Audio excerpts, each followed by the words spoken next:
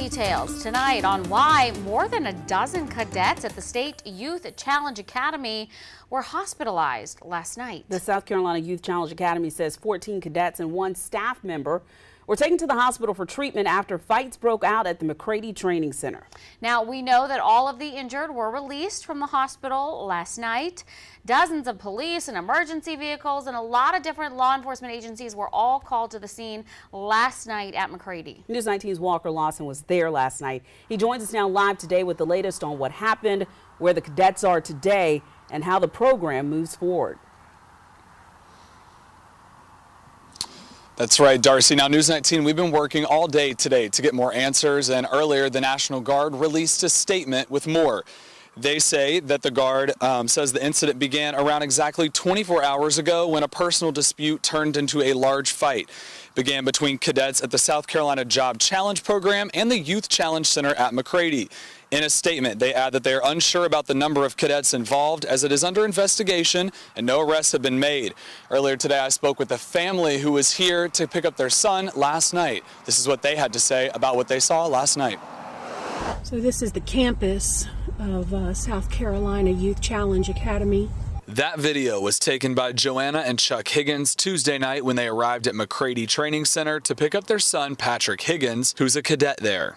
It seemed traumatic to me when we got there last night. Joanna Craig says their concerns for their son's safety had grown over recent days. Our concern began on Monday morning. I noticed on the SCICA Facebook page that the staff had put out some notes saying, hey, the cadets are safe, don't worry, we're just having some normal activity here, which threw a flag for me because why would they be saying they're safe if something had not happened? She says they were hesitant to be alarmed as her son Patrick had already done the Youth Challenge program last year and she never feared for his safety. But then after receiving several phone calls from him, it was clear he needed to leave. At about 5:25 on last night, I got a call from a number I did not recognize, but I answered the phone and it was Patrick on the other end of the phone. And he was frantic saying, I am not safe, come and get me now. The Guard said a total of 14 cadets and one staff member had to be taken to the hospital for treatment. All were released from the hospital hours after the event. So right at first when the fight broke out in our dorm, I didn't think it was going to become that serious because it only started off as a couple people.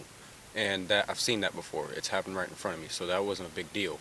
But then whenever more people started to jump in and then the Youth Challenge kids came over and jumped in and now you got 30 to 40 people and how many ever different fights going on because of how many ever different reasons, that's when I knew I needed to, for one, get out of that dorm and go find a cell phone to call my mom to get me off the campus. The Guard said it took about an hour to get under control, and Patrick said he's decided not to return, which the Guard said several other cadets have decided to do as well. I'm not. I made up my mind last night. You know, it's left a bad taste in my mouth.